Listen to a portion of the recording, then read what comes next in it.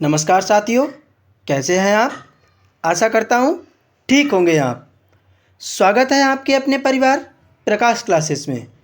आज मैं आपके लिए हिंदी की क्लास लेकर आया हूँ जो आगामी शिक्षक भर्ती के लिए बहुत ही हेल्पफुल होगी। चलिए तो स्टार्ट करते हैं।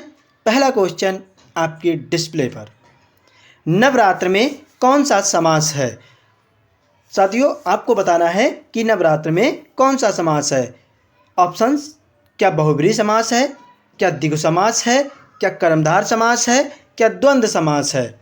सबसे पहले मैं बात करता हूं कि समास किसे कहते हैं। साथियों, समास की बात करते हैं तो समास ज़्यादा से ज़्यादा शब्दों को संक्षिप्त रूप में कहना ही समास कहलाता है। ठीक है साथियों, जैसे रसोई के लिए घर, तो हम उसे संक्षिप्त में क्या बोलते हैं, रसोई घर। तो ये रसोई के लिए घर का एक समास हो गया, रसोई घर। ठीक है साथियों, अगर आपसे समास का विलोम शब्द पूछा जाए, समास का विलोम शब्द पूछा जाए तो होता है विग्रह, यानी कि इसका विग्रह करना होता है। ठीक है साथियों, समास 6 प्रकार के होते हैं। नंबर 1 सबसे पहले आता है आपका अव्ययीभाव समास। अव्ययीभाव समास क्या होता है, जिसमें पहला पद, यानी अव्ययीभाव समास, पहला अव्ययीभाव समास। ठीक है साथियों, पहला अव्ययीभाव समास होता है जिसमें पहला पद प्रधान होता है तथा दूसरा पद गौड़ होता है। ठीक है साथियों, जैसे यथाशक्ति, तो ये अव्ययीभाव का समास हो गया। नंबर 2 आता है आपका तत्पुरुष समास। कौन सा, तत्पुरुष समास। तत्पुरुष समास किसे कहते हैं, तत्पुरुष समास में प्रथम पद जो होता है वो गौड़ होता है और द्वितीय पद जो होता है वो हमारा प्रधान होता है। ठीक है साथियों, जैसे मैंने कहा गौशाला, गौशाला का विग्रह क्या हो जाएगा, गाय के लिए शाला।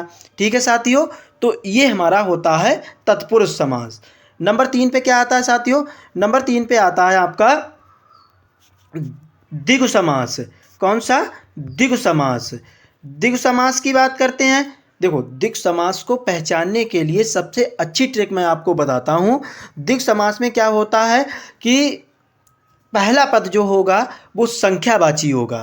पहला पद क्या होगा साथियों, संख्यावाची होगा। ठीक है साथियों, पहला पद संख्यावाची होगा।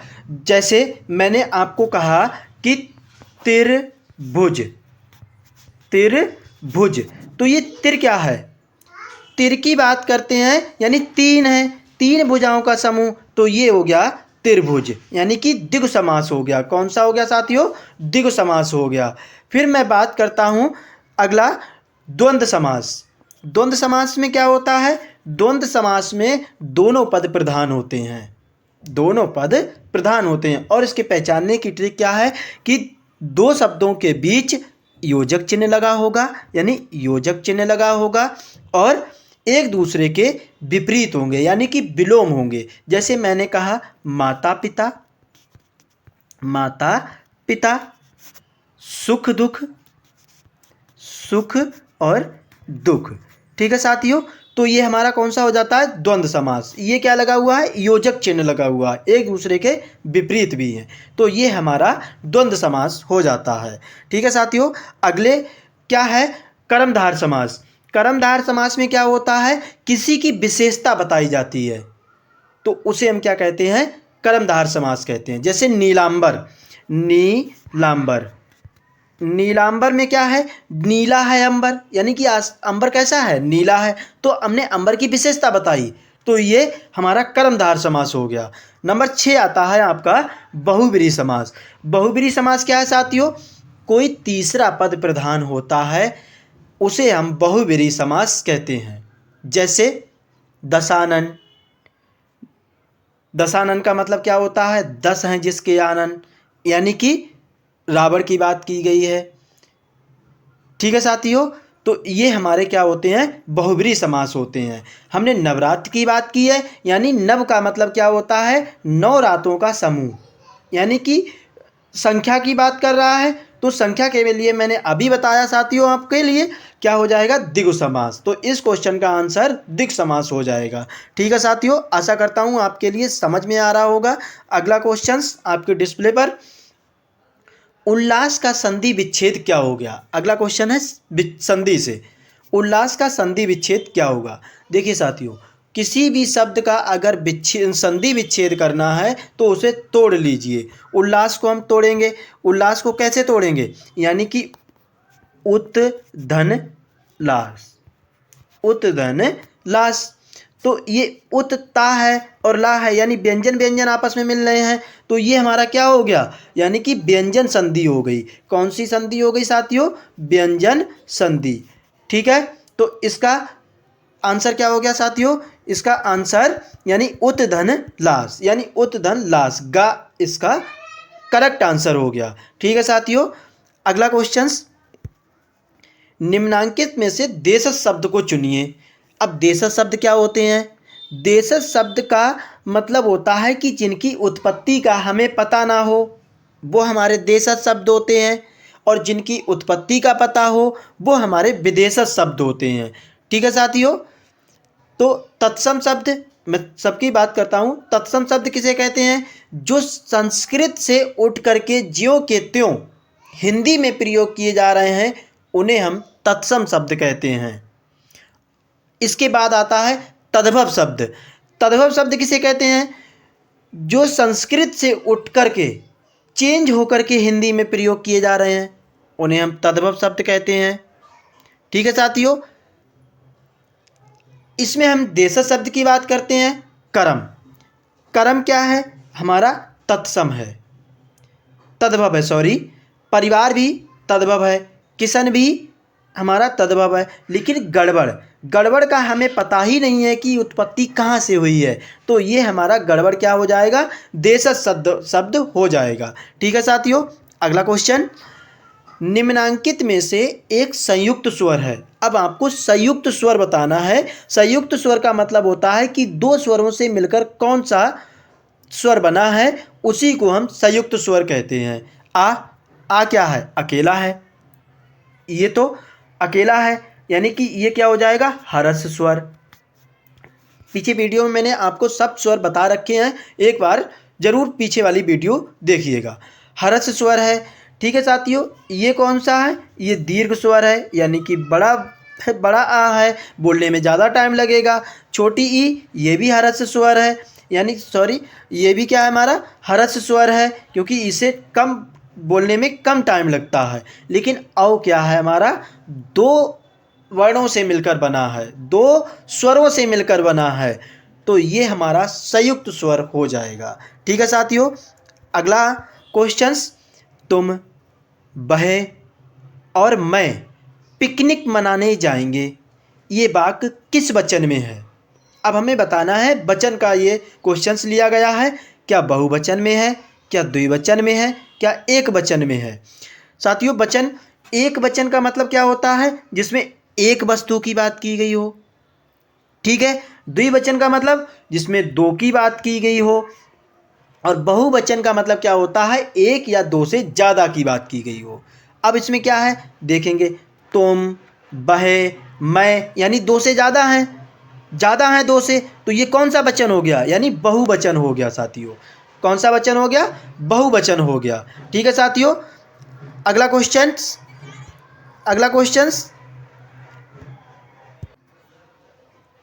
कागा तद्भव शब्द का तत्सम रूप है। अभी मैंने आपके लिए तद्भव और तत्सम शब्द बताए थे। ठीक है, कागा क्या है, कागा एक तत्सम शब्द है। आपके लिए बताना है इसका तद्भव शब्द का तत्सम रूप क्या होगा। सॉरी, ये क्वेश्चन उल्टा हो गया। क्या होगा साथियों, कौवा, यानी कि इसका आंसर कौवा हो जाएगा। कागा किसे कहते हैं, कौवा को कहते हैं। ठीक है साथियों, अगला क्वेश्चंस आपकी स्क्रीन पर, मुनिवर में कौन सा समास है। अभी मैंने आपके लिए समास डिटेल्स में बताया था। बताइए साथियों, इस क्वेश्चन का आंसर कमेंट कीजिए। क्या तत्पुरुष समास होगा, क्या अव्ययीभाव समास होगा, क्या कर्मधार समास होगा, क्या द्विगु समास होगा, कमेंट कीजिए साथियों। एक बार मुझे कमेंट करके ज़रूर बताइएगा कि ये वीडियो आपके लिए कैसी लग रही है। अगर वीडियो पसंद आ रही है तो प्लीज़ वीडियो को लाइक करें, शेयर करें, चैनल को सब्सक्राइब करें। तत्पुरुष समास है क्या, अव्ययीभाव समास है क्या, कर्मधार समास है क्या, द्विगु समास है। मुनिवर यानी कि मुनिवर, देखिए किसी भी समास को अगर हमें पहचानना है तो उसके टुकड़े कर लीजिए, हमें पता चल जाएगा कि ये कौन सा समास है। ठीक है साथियों, मुनिवर यानी जो वर है, मुनि है जो, वो वर के समान है। यानी मुनि की हमें क्या बताई जा रही है, मुनि की हमें क्या बताई जा रही है, विशेषता बताई जा रही है साथियों। क्या बताई जा रही है, विशेषता। और जहाँ पे हम विशेषता बताते हैं वहाँ पे हमारा कौन सा समास होता है साथियों, कर्मधार समास होता है। तो मुनिवर में कर्मधार समास है। ठीक है साथियों, अगला क्वेश्चन, नाक में दम कर देना मुहावरे का अर्थ बताइए। अब हमने मुहावरे से ये क्वेश्चंस लिया है। क्या बहुत प्रसन्न होना, क्या निंदा करना, क्या जिज्ञासा शांत करना, क्या बहुत परेशान करना। कहते नहीं है कि नाक में, उसने तो मेरी नाक में दम कर रखा है। तो बताइए क्या मुझे परेशान कर रखा है ना साथियों। तो इस क्वेश्चन का आंसर क्या हो जाएगा, बहुत परेशान करना। घ राइट आंसर है। ठीक है साथियों, अगला क्वेश्चन, सभा कौन सी संज्ञा है। अब हमें संज्ञा से क्वेश्चंस लिया है। ठीक है साथियों, अब मैं संज्ञा को बताता हूँ, यानी जिसमें किसी व्यक्ति, स्थान या किसी वस्तु की जिक्र की गई होती है उसे हम संज्ञा कहते हैं। संज्ञा 5 प्रकार की होती है। एक व्यक्तिवाचक संज्ञा, द्रव्यवाचक संज्ञा, समूहवाचक संज्ञा, जातिवाचक संज्ञा और एक होती है भाववाचक संज्ञा। ठीक है साथियों, व्यक्तिवाचक संज्ञा जिसमें किसी विशेष नाम का नाम लिया गया हो, जैसे मैंने ले लिया मोहन, तो ये क्या हो गया हमारा व्यक्तिवाचक संज्ञा। द्रव्यवाचक संज्ञा की बात करें, किसी द्रव की बात की गई हो, जैसे पानी, दूध। ठीक है साथियों, ये क्या है हमारे द्रव्यवाचक हैं। ठीक है, जातिवाचक, किसी पूरी जाति का बात की गई हो, जैसे छात्र। छात्र में किसी पर्टिकुलर एक का नाम नहीं लिया गया है। ठीक है साथियों, या मैंने कह दिया व्यक्ति, तो व्यक्ति में मैंने किसी दूसरे की तो बात नहीं की है, तो ये क्या हो गई, हमारी एक जाति हो गई। लेकिन समूहवाचक क्या होता है, जिसमें किसी हमें एक इकट्ठे चीज़ की बात होती हो, ज़्यादा चीज़ की बात होती हो। तो सभा में ज़्यादा लोग होंगे, तो ये हमारा सभा क्या हो गया, समूहवाचक संज्ञा हो गई। यानी कि इसका गा करेक्ट आंसर हो जाएगा। अगला क्वेश्चन, उस वाक्य का चयन कीजिए जो अशुद्ध है। देखिए साथियों, अशुद्ध वाक्य या शुद्ध वाक्य बहुत पूछे जाते हैं। वाक्य को पढ़िए और बताइए कि इसमें से अशुद्ध वाक्य कौन सा है। दूध में क्या पड़ गया, ये तो सही है, यानी कि ये आंसर नहीं होगा हमारा।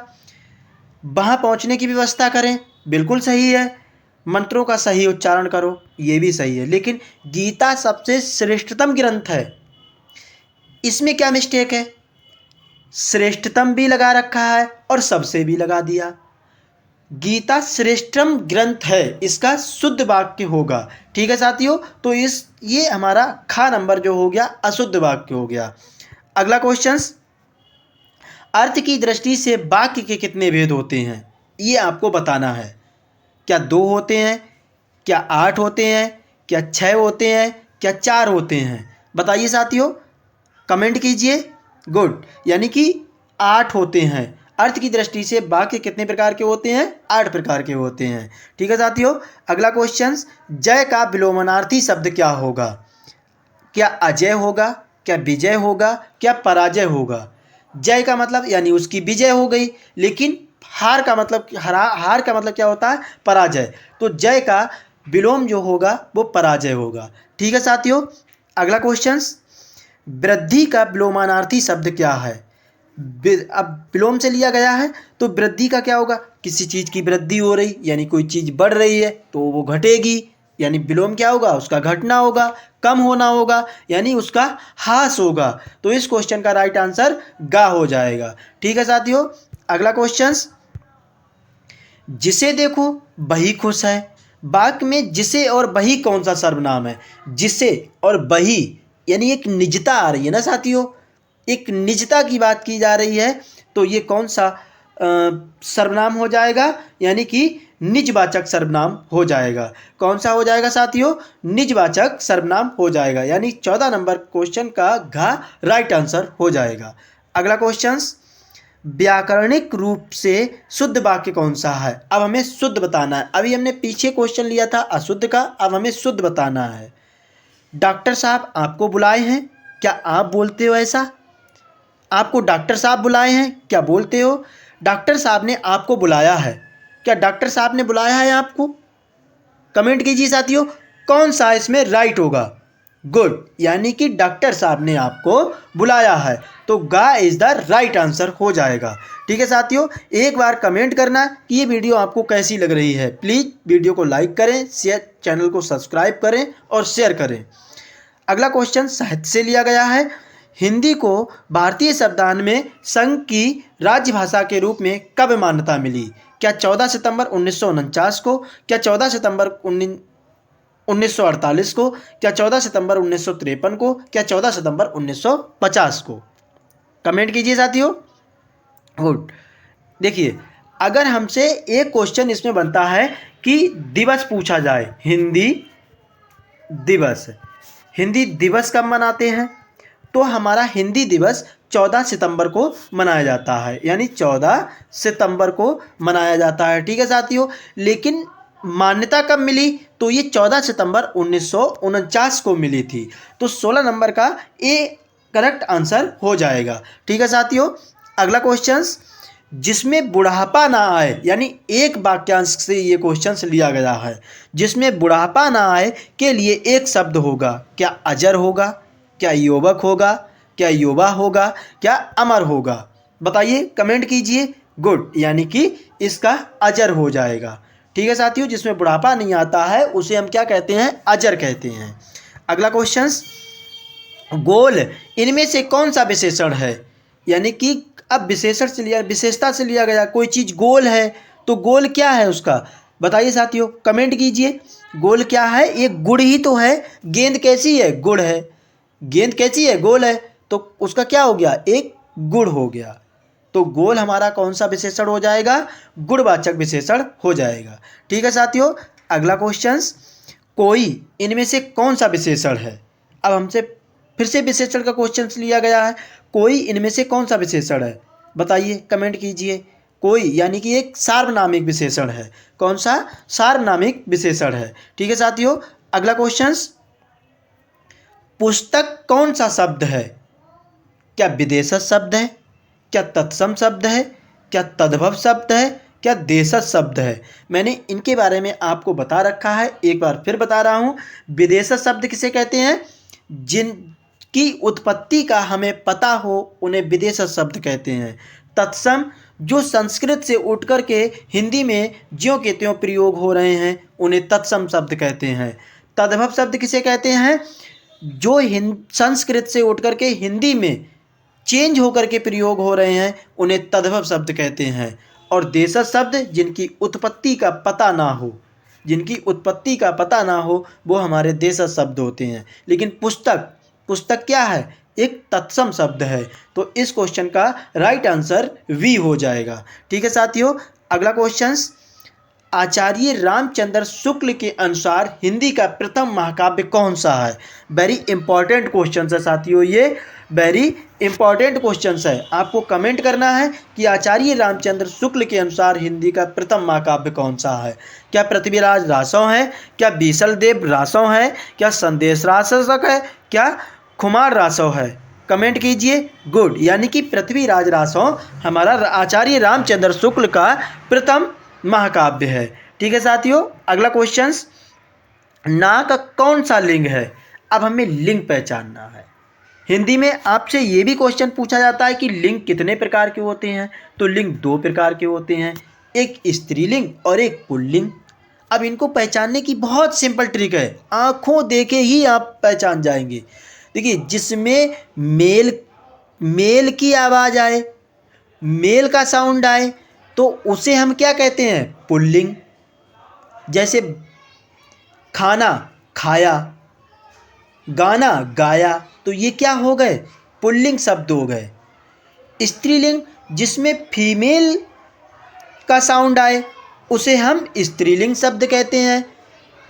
जैसे रात हो गई,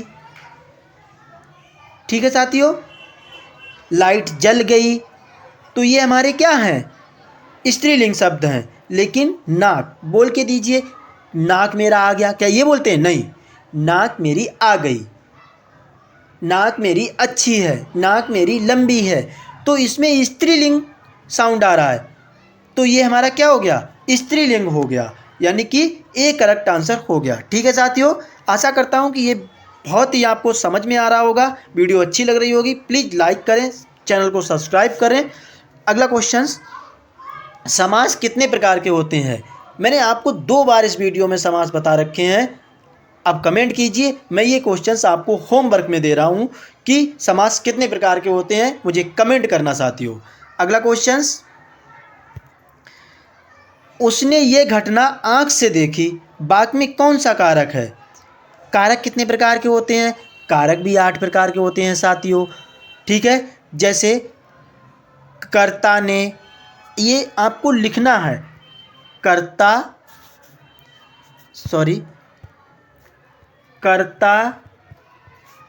कर्म करण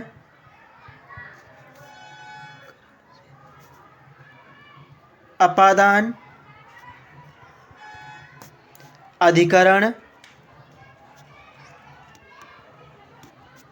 ठीक है साथियों, संप्रदान,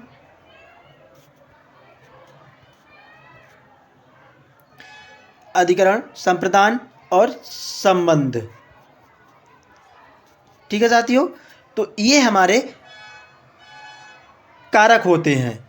अब इन्हें पहचानने की ट्रिक क्या है, कर्ता ने कर्म को करण से, अपादान से अलगाव के लिए, संबंध का की के, अधिकरण में पर और संबोधन हे और अरे होता है। ठीक है साथियों, तो मैंने ये आपको बता दिए, इनकी एक सेपरेट वीडियो मैं आपके लिए लेके आऊँगा। तो उसने ये घटना आँख से देखी, आँख से किस में आ रहा है, कर्ता ने कर्म को करण से, यानी कि एक आँख जो हो रही है वो साधन के रूप में यूज हो रही है, करण कारक इसमें आंसर करेक्ट हो जाएगा। ठीक है साथियों, तो अगला क्वेश्चन, कमल शब्द का पर्यायवाची शब्द कौन सा है। पर्यायवाची भी शब्द एग्जामों में पूछे जाते हैं साथियों। कमल शब्द का पर्यायवाची शब्द कौन सा है, क्या सुमन है, क्या रक्त पुरुष है, क्या नील पुरुष है, क्या सरोज है, बताइए साथियों, कमेंट कीजिए। गुड, यानी कि इस क्वेश्चन का आंसर क्या हो जाएगा, सरोज। ठीक है साथियों, अगले क्वेश्चंस की मैं बात करता हूँ। चवन्नी शब्द में कौन सा समास है, क्या बहुब्रीहि समास है, क्या कर्मधार समास है, क्या द्विगु समास है, क्या अव्ययीभाव समास है। अभी मैंने आपके लिए सभी समास बताए थे, अब आप कमेंट करके मुझे बताइए कि कौन सा समास होगा, क्या बहुब्रीहि समास होगा, क्या कर्मधार समास होगा, क्या द्विगु समास होगा, क्या अव्ययीभाव। चवन्नी यानी कि चवन्नी, तो इसमें संख्या का शब्द आ रहा है। संख्या किस में होता है साथियों, संख्या हमारा द्विगु समास में होता है, तो इस क्वेश्चन का राइट आंसर क्या हो जाएगा, द्विगु समास हो जाएगा। ठीक है, अगला क्वेश्चन, सदैव शब्द में कौन सी संधि है, बताइए साथियों, कमेंट कीजिए। गुड, यानी कि सदैव में वृद्धि संधि है, मैंने देखते ही पहचान लिया कि सदैव में वृद्धि संधि है। अब ये कैसे पहचाना, मैं आपके लिए बता रहा हूँ। देखिए, अगर इस डंडा के ऊपर एक मात्रा तो गुण संधि, कौन सी साथियों, गुण संधि। अगर एक बढ़ गई तो कौन सी संधि हो जाएगी, यानी वृद्धि हो रही है तो वृद्धि संधि हो जाएगी। ठीक है साथियों, अब मैं बात करता हूँ दीर्घ संधि। दीर्घ संधि में अगर कोई शब्द लिखा है, जैसे विद्यालय, क्या है, विद्यालय। अब देखिए बीच में बड़ी आ की मात्रा आ रही है, तो ये हमारा क्या हो गया, दीर्घ संधि हो गई। ठीक है साथियों, मैंने समझा दिया। तो सदैव यानी 2 मात्राएं हैं ऊपर, तो ये आपकी कौन सी संधि हो जाएगी, वृद्धि संधि हो जाएगी। ठीक है। अगला क्वेश्चन, छंद शास्त्र का दूसरा नाम क्या है? बताइए साथियों, कमेंट कीजिए। क्या पिंगल शास्त्र है, क्या रसायन शास्त्र है, क्या राजनीतिक शास्त्र है, क्या दर्शन शास्त्र है? बताइए। गुड, यानी कि पिंगल शास्त्र। छंद शास्त्र का दूसरा नाम क्या है? पिंगल शास्त्र है। अगले क्वेश्चन की मैं बात करता हूँ। काम का नाम बताने वाले शब्द को क्या कहते हैं? काम का नाम बताने, यानी मैंने काम किया तो क्या किया? मैंने क्रिया की, तो इस क्वेश्चन का आंसर राइट क्या हो जाएगा? गा हो जाएगा, यानी क्रिया। ठीक है साथियों। अगला क्वेश्चन, लास्ट क्वेश्चन है, नीलांबर शब्द में कौन सा समास है? क्या बहुब्रीहि समास है, क्या कर्मधार समास है, क्या तत्पुरुष समास है, क्या द्वंद्व समास है? बहुत अच्छे, यानी कि मैंने स्टार्टिंग में ये बताया भी था, नीला है जो अंबर, यानी अंबर की विशेषता बताई जा रही है, आसमान की विशेषता बताई जा रही है, तो इसमें राइट विशेषता किसमें बताई जाती है? कर्मधार समास में बताई जाती है, तो इस क्वेश्चन का राइट आंसर गा खा हो जाएगा। ठीक है साथियों, इस वीडियो में 30 ही क्वेश्चन थे। एक बार मुझे कमेंट करके ज़रूर बताना कि ये वीडियो आपको कैसी लगी। अगर वीडियो पसंद आई है तो आप वीडियो को लाइक करें, शेयर करें, चैनल को सब्सक्राइब करें। नमस्कार।